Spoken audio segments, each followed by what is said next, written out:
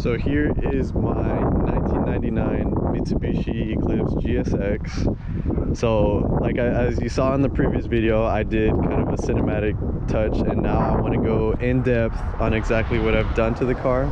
So here's a quick walk around of it. And so I kind of wanted to just explain. We'll start on the outside and then work our way interior, and then last we'll end off with the engine. So right here is kind of a walk around. We'll start with the front, and that being the most obvious with the hood. So this is a VIS carbon Kevlar hood. I actually got this secondhand on an insane deal. And just the difference between the weight of this one and the stock OEM hood is insane. And I just love the Evo 2 style. I believe that's what it's called, like the version of it, Evo 2. And just it made an insane difference, especially on any DSM. I just love this style of hood, and I know there's a few other different styles that I like too, but this is for sure my favorite one. And then the next is a Driftworks front lip, eBay lip. I have another one. This one's kind of destroyed from just previous curbs and other crazy stuff. And then with the front, we have an ETS front mount. As you can see, we'll go more into depth on the engine part. Next is the Cosmos racing wheels. These are 18 by, I believe, 8.5, I want to say. And then for this type of wheel, I want to say that I love the wheel and how it looks with the red. Just the chrome of it, it adds a perfect touch with it. So I'm really happy I went with these, and just the overall look of it, I like it a lot. And then with the side skirts, this is also, I believe, Driftworks. They're the universal side skirts off of eBay. You can get those too. And then I'll have a link in the description of like all the complete setup of what I got.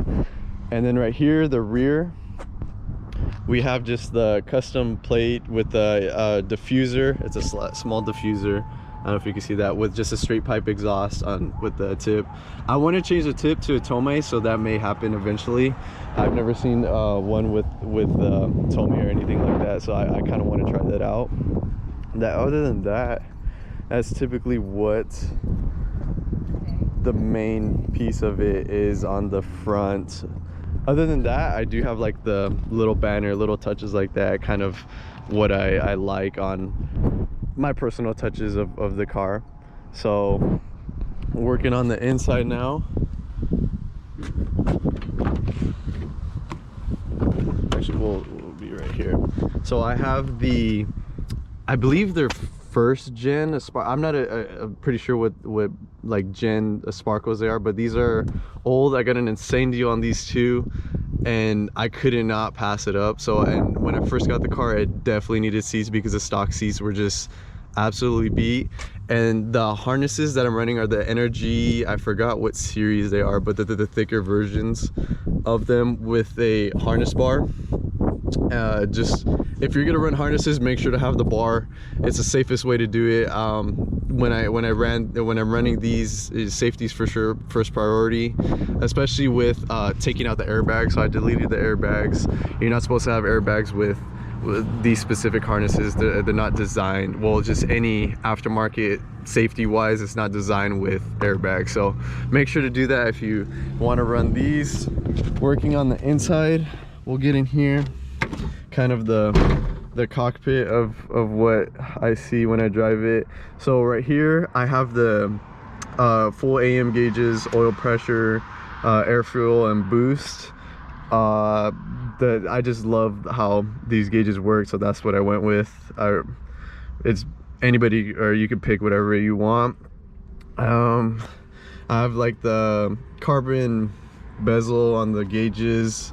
I got this extender because the steering wheel, I have changed it.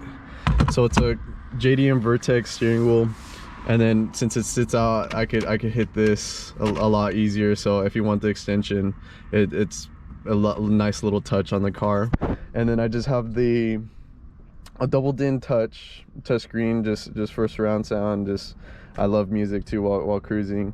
I have for shifter setup, I forgot the short shifter brand of what I got, but it's a short shifter with the weighted Mitsubishi shift knob. I love this shift knob. I got this off of another YouTuber, so I wanted to try it, and so I love this shift knob. It goes into gear super smooth. Next, what else? Just other than that, it's pretty simple on the inside, honestly, not gonna lie. Just I like cleaning up, keeping it simple, not doing too much extra stuff. Just the next maybe future plans, I might paint this 10-part black. It just depends. Sometimes I like it, sometimes I do want to change it black, so we'll see if I can find a full black interior set. But this is about it on the inside, so we'll go in the engine bay. That's where the fun's at, where you want. And then another thing too, if you guys want any questions on like what specific things are, just let me know and anything like that. But right here is the fun part.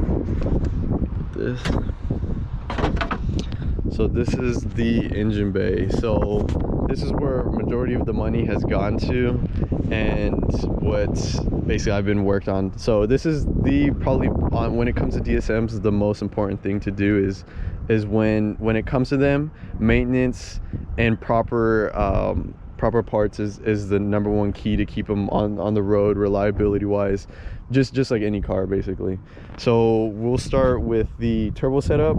We have a 20, I'm not sure 100% the brand, but I got it off the forum, but it's a 20G with a slow boy turbo manifold, tile wastegate, and FP intake. We have 1150cc injectors.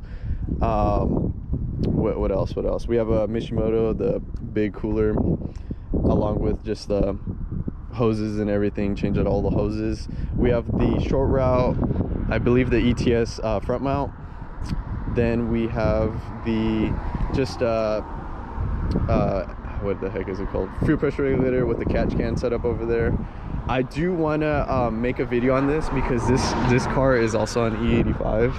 I have the setup right here, but I want to go into more in depth because when converting the car to E85, there was absolutely nothing, no videos or anything that I could find, and I really want to if somebody wanted to go E85, it's very simple, but if somebody had a video or something out there, it would make it so much easier. So I'll make a video on that in the future. But other than that, that's about it, honestly. Just keeping it simple with also have a manual boost controller. Maintenance wise on the engine, done timing belt, gaskets, water pump, all that stuff. And then another thing too, when you're doing like head gasket and stuff like that, reliability wise, just I love the reliability. If it's a mod, while you're already there, just put head studs is a big point on this. So ARP head studs, anything like that. Also go with like, when I want to say like, it just depends on the build, but I wanted to go with like OEM plus. So like this is like like the turbo manifold with the turbo, it bolts directly up, so there's really no hassle, no fabrication with that. But other than that, it's very simple. Just I love the simplicity of it, just keeping it how it is and just how it looks, honestly, because I feel like personally this body style and what you get is timeless. And honestly, I wouldn't have gone with another setup to kind of learn cars and just focus on really building a car. It's for sure nowhere near done and where I wanted to be, but from where I got it to where it is now, I just couldn't believe on basically what I built. And so the car is tuned, so speed density, E85, it's on 20 psi. I do so it's on low boost right now. I need to go get it retuned for the next high boost. So right now it's 20 psi, making 330 wheel, and then hopefully the high boost is going to be around 26 to 27 psi. I'm hoping to break that 400 wheel mark, and if it does around there, honestly, when I retune it, anything I'll be happy with. So just But other than that, like right now, it's just the power goal is that's what I want. But other than that, it drives like a dream. Again, maintenance is key. Doing fluids, constant oil changes, fluids, transmission, the transfer case, differential. Just keep everything reliable, and that's what you want in a car, especially if you're tracking it, dragging it. You just want to keep it on the road as much as possible. But with these cars, they do run into their issues and stuff like that. So just with any car, and these now are 20 plus years old, so you are going to run into issues in how especially people have taken care of them. These came out Fast and Furious era, and generation after generation has gotten these cars to where they have beat on them, and new DSMers or older DSMers, when they do pick these cars up, they run into issues, and it just, you always have to fix issues that other people created, and you could rarely find a clean one out of these. But other than that, that's basically it on the car. If you guys want to know anything else of what I've done to it, just ask and let me know. But peace out, guys. Hope you enjoyed it.